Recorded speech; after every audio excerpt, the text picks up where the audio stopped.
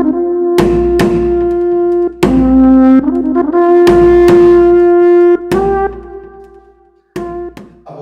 ഇന്ന് നമ്മൾ പുതിയൊരു ആസനത്തിനെയാണ് പഠിക്കാൻ പോകുന്നത്, നടരാജാസനം. അപ്പം നടരാജാസനം എന്ന് വെച്ച് കഴിഞ്ഞാൽ നിങ്ങളെല്ലാം കേട്ടിട്ടുണ്ടെങ്കിലും ശിവനുമായിട്ട് ബന്ധപ്പെട്ട ഒരു ആസനമാണിത്. എന്ന് വെച്ചാൽ നൃത്തം, ഇതിന് പറയുന്നത് ഡാൻസേഴ്സ് പോസ് അല്ലെങ്കിൽ ഡാൻസർമാരുടെ പോസ് എന്ന് ശിവന്റെ ചിദംബരം അതിന്റെ സംവിധാനത്തിലുള്ള ഡാൻസേഴ്സ് പോസ് എന്നാണ് ഇതിനൊരു പറയുന്നത്. ഇത് ഭയങ്കര അഡ്വാൻസ്ഡ്, കുറച്ചൊരു അഡ്വാൻസ്ഡ് ആയിട്ടുള്ള ആസനമാണ്. ഇത് നമ്മൾ സ്ഥിരം ചെയ്യുകയാണെങ്കിൽ ഒന്ന് നമ്മുടെ ബാലൻസ് കൂടും, നമ്മുടെ ശരീരത്തിന്റെ ബാലൻസ് കൂടും. പിന്നെ നമ്മുടെ ശ്വാസത്തിന്റെ ഗതി, നമ്മളുടെ ശ്വാസത്തിന്റെ കപ്പാസിറ്റി കൂടും. പിന്നെ നമുക്ക് നമ്മളുടെ സ്പൈനിൽ നല്ല ഫ്ലെക്സിബിലിറ്റി വരും, സ്പൈനിന്റെ ബലം കൂടും. അത്രയ്ക്കും നല്ലൊരു ആസനമാണത്.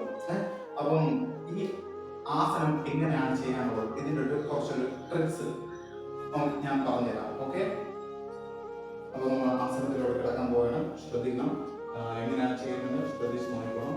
ഓക്കെ, നിങ്ങൾക്ക് വേണ്ടിയിട്ടാണ്. ആദ്യം നമ്മൾ ശരീരത്തെ ഇതേപോലെ നമ്മൾ ഏതൊരു ആസനം ചെയ്യാൻ വേണ്ടി തുടങ്ങിയിട്ട് നിന്നുകൊണ്ടുള്ള ഏതൊരു ആസനം ചെയ്യാൻ വേണ്ടി തുടങ്ങുമ്പോൾ നമ്മൾ ഈ ഒരു താടാസന സ്ഥിതി എന്ന് പറയും. ഈ ഒരു സ്ഥിതിയിലേക്ക് നിന്നേക്കണം. ഈ ഒരു താടാസന സ്ഥിതിയിൽ നിന്നുകൊണ്ട് നമ്മളുടെ ഈ നടരാജാസനത്തിലേക്ക് പോകുന്ന വഴി എന്ന് വെച്ച് കഴിഞ്ഞാൽ നമ്മുടെ വലത് കാല്, ഞാൻ ഇടത് കാലാണ് ചെയ്യാൻ പോകുന്നത്. എന്റെ വലത് കാല് സ്ട്രൈറ്റ് ആയിരിക്കണം. നമ്മുടെ വലത് കാല് സ്ട്രൈറ്റ് ആയിരിക്കണം. പതുക്കെ നമ്മളുടെ ഇടത് കാല് ഇതേപോലെ വഴിയിലേക്ക് പതുക്കെ കൊണ്ടുവരണം. നമ്മളുടെ വലത് കാല് നന്നായിട്ട് ബാലൻസ് ചെയ്യണം. ബാലൻസ് നന്നായിട്ട് ബാലൻസ് ചെയ്യുക. അടുത്ത് നമ്മളുടെ ഇടത് കൈകൊണ്ട് ഇടത് കാലിന്റെ പാദത്തിനെല്ലാം ഇതേപോലെ പിടിക്കുക. എന്നിട്ട് എന്റെ ഇടത് കൈ ശ്രദ്ധിച്ചോണം. ഇടത് കൈ ഞാൻ ട്വിസ്റ്റ് ചെയ്യാൻ വേണ്ടി പോവുകയാണ്, കണ്ടോ? എന്നിട്ട് വലത് കൈ കൊണ്ട് ആ ഇടത് കാലിന്റെ പാദത്തിന് ഇതേപോലെ പിടിക്കുക. എന്നിട്ട് ശരീരത്തെ നന്നായിട്ട് ബാലൻസ് ചെയ്യുക.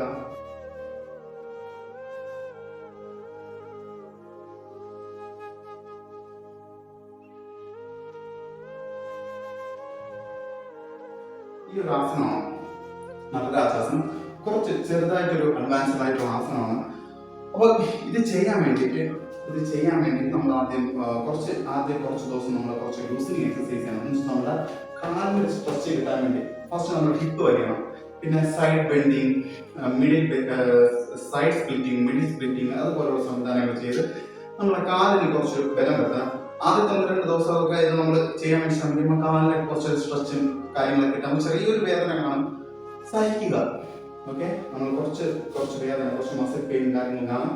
അത് പതുക്കെ ഇത് ചെയ്ത് റെഡിയാക്കി 1-2 ആഴ്ചക്കുള്ളിൽ നിങ്ങൾക്ക് ഇത് ചെയ്ത് സെറ്റാക്കാൻ പറ്റുന്നതാണ്. ഓക്കെ, നമസ്കാരം. വീട്ടിൽ വളരെ സുരക്ഷിതമായി ചെയ്യുക. വളരെ നല്ല ആദ്യമൊക്കെ ചെയ്യുമ്പോൾ നല്ലൊരു ബാലൻസ് കിട്ടാൻ വേണ്ടിയിട്ട് ചേട്ടൻ്റെ സൈഡിലോ അല്ല മറ്റെന്തെങ്കിലും സഹായത്തോടെയോ ആരെങ്കിലും കൂടുതൽ സഹായത്തോടെ ചെയ്യുക. അല്ലെങ്കിൽ ചിലപ്പോൾ തറയിലൊന്നും വീഴാം, ചിലപ്പോൾ എന്തെങ്കിലും അപകടങ്ങൾ സംഭവിക്കാം. അതുകൊണ്ട് വളരെ ശ്രദ്ധിച്ച് വളരെ സൂക്ഷിച്ച് ചെയ്യുക. നമസ്കാരം.